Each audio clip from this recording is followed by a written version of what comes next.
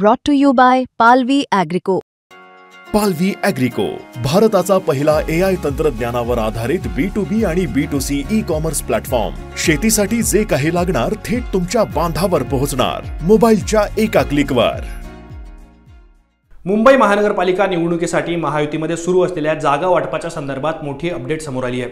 मुंबईतले मुस्लिम बहुल वार्ड हे अजितदादांच्या राष्ट्रवादी काँग्रेसला सोडण्याची तयारी ही महायुतीतल्या नेत्यांनी केली आहे आणि त्यानुसारच आता राष्ट्रवादी काँग्रेसने मुंबईतल्या अनेक मुस्लिम बहुल वार्डांमध्ये धर्मनिरपेक्ष क्लीन इमेज असलेले असे अनेक उमेदवार शोधण्याची तयारी किंवा त्याबद्दलची ॲक्शन घ्यायला आता सुरुवात केलेली आहे. महायुतीमध्ये मुंबईतला जो मुस्लिम बहुल पट्टा आहे किंवा वार्ड आहे त्यामधील मदनपुरा, भायखळा, नागपाडा, कुर्ला, गोवंडी, चेंबूर, जोगेश्वरी, मालवणी, वांद्रे, शिवाजीनगर, कांदिवली किंवा मुंबादेवी अशा अनेक जे महत्त्वाचे विधानसभा मतदारसंघ आहे किंवा जागा आहे या भागातले सगळे वार्ड हे राष्ट्रवादीला सोडण्याची तयारी सुरू केली आणि म्हणूनच आता या जागा अजितदादांच्या राष्ट्रवादीकडे गेल्या तर मुंबईमध्ये कुणाची अडचण होऊ शकते, कुणाच्या गेम या अजितदादांना जर या जागा मिळाल्या तर होऊ शकतो आणि त्याचबरोबर मुस्लिम मतदारांच्या असंतोषाचा सामना या निमित्ताने अजितदादांना मुंबईमध्ये करावा लागू शकतो का? भाजपची खेळी यामागे नेमकी काय आहे, महायुती म्हणून काय विचार केला जातोय, या सगळ्या प्रश्नांची उत्तरं आपल्याला या व्हिडिओच्या माध्यमातून समजून घ्यायची आहे. नमस्कार, मी आतिक आणि मुंबई तकमध्ये तुम्हा सर्वांचं स्वागत आहे. तर पहिला मुद्दा, मुस्लिम बहुल वार्ड राष्ट्रवादीला देण्याची खेळी ही महायुतीने नेमकी का केली आहे?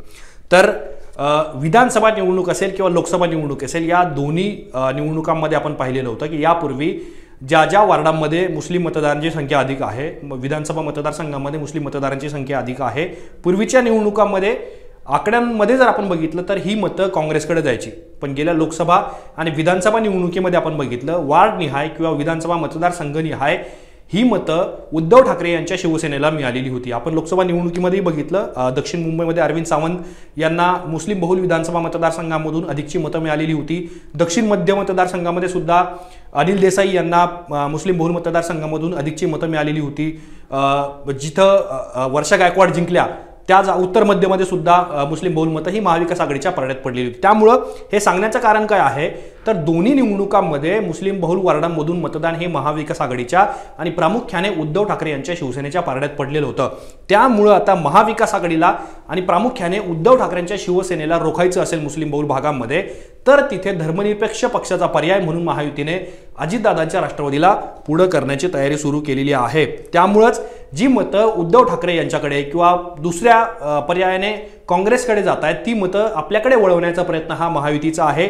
एकीकडे शिवसेना व भाजप हे दोन पक्ष हिंदुत्ववादी मतं एकत्रित करतील आणि तिसऱ्या बाजूला जी मतं आपल्याकडे येण्याची शक्यता कमी आहे अशा वेळेला तिथं महायुतीमध्ये जे धर्मनिरपेक्ष चेहरा ज्यांचा आहे किंवा सातत्याने ते धर्मनिरपेक्ष असल्याचा, शाहू फुले आंबेडकरांची विचारसरणी मानत असल्याचा दावा करतात त्या अजितदादांच्या राष्ट्रवादीला मुस्लिम बहुल वार्डांमध्ये उतरवण्याची तयारी एक प्रकारे महायुतीकडून केली जात असल्याचं सांगितलं जात आहे.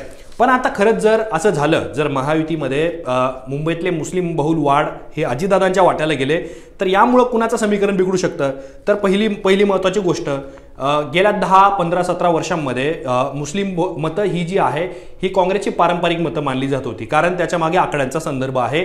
गेल्या अनेक वर्षांपासून मुंबईमध्ये ही मतं काँग्रेसकडे जात होती, लोकसभा निवडणूक असेल, महानगरपालिका असेल किंवा विधानसभा निवडणूक असेल. पण मागच्या लोकसभा आणि विधानसभा निवडणुकीमध्ये 2024च्या ही मतं काँग्रेसकडून उद्धव ठाकरे यांच्याकडे गेलेली आहेत. त्यामुळं या दोन्ही पक्षांना काउंटर करण्यासाठी राष्ट्रवादीला त्या भागामध्ये उतरवलं जाऊ शकतं आणि जर राष्ट्रवादी या सगळ्या भागामध्ये रेसमध्ये आली म्हणजे त्यांना त्या जागा मिळाल्या आणि अजितदादांनी तुल्यबळ जर उमेदवार तिथे दिले तर मग तिथे उद्धव ठाकरे यांच्या शिवसेनेला फटका बसण्याची शक्यता आहे. आणि त्यामुळे सुद्धा जे वार्ड हे पारंपरिकरित्या काँग्रेसचे नगरसेवक जिथे जिंकतात, काँग्रेसची जिथं मोठी ताकद आहे तर तिथे सुद्धा त्या मुस्लिम बहुल वार्डामध्ये मतांची फाटाफूट होऊ शकते आणि परिणामी महायुती सुद्धा तिथे म्हणजे शिवसेनेचे किंवा भाजपचे उमेदवार तिथे रेसमध्ये येऊ शकतात. पण या निमित्ताने महत्त्वाचा मुद्दा पुन्हा एकदा समोर येतो की अजितदादांची राष्ट्रवादीकडून किंवा स्वतः अजितदादा हे धर्मनिरपेक्ष विचारधारा असल्याचं सांगत असताना त्यांच्याच पक्षाचे आमदार संग्राम जगताप हे ज्या पद्धतीने सातत्याने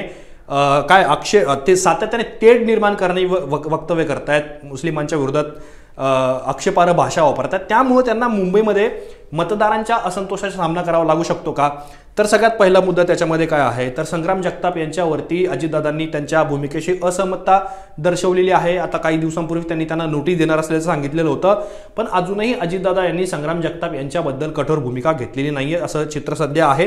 त्यामुळं जगतापांच्या भूमिकेमुळं राष्ट्रवादीवर आणि विशेषतः अजित पवार यांच्या भूमिकेवरती मुंबईतल्या अनेक मुस्लिम संघटना नाराज आहेत. ज्या पद्धतीने नितेश राणे असतील, गोपीचंद पडळकर असतील यांच्या बाबतीत भाजपचे काही मुस्लिम नेते किंवा काही मुस्लिम संघटनांनी आक्षेप नोंदवलेला होता, त्याच प्रकारचा आक्षेप हा मुस्लिम संघटनांनी संग्राम जगताप यांच्या भूमिकेवरती सुद्धा नोंदवलेला आहे. त्यामुळे जर अशी अवस्था असेल तर मग पालिका निवडणुकीमध्ये विशेषतः मुंबई महानगरपालिका निवडणुकीमध्ये हे अजित पवारांसाठी मोठं आव्हान असणार आहे. पण तरी सुद्धा अजित पवारांनी दोन्ही एक प्रकारे संग्राम जगताप यांच्याशी सुद्धा चर्चा सुरू केलेली आणि दुसरीकडे ते सुद्धा त्यांच्या विचारांवरती किंवा त्यांच्या भूमिकेवरती ठाम आहे. पण महायुतीने जर या जागांबद्दल अजित पवारांच्या राष्ट्रवादीचा विचार केला किंवा जागा वाटपामध्ये या सगळ्या जागा अजितदादांसाठी सोडण्याचा विचार केला तर यामुळे कुठेतरी महाविकास आघाडीची अडचण होणार का?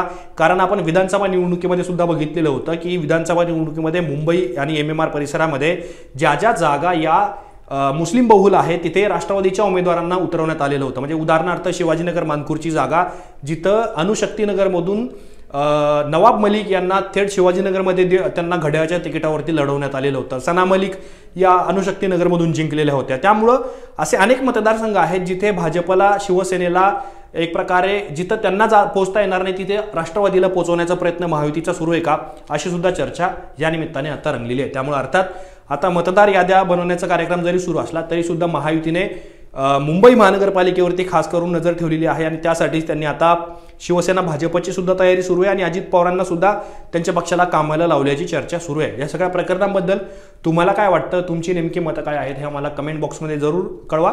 असेच माहितीपूर्ण व्हिडिओ पाहण्यासाठी मुंबई तकच्या YouTube चॅनलला सबस्क्राईब करायला विसरू नका.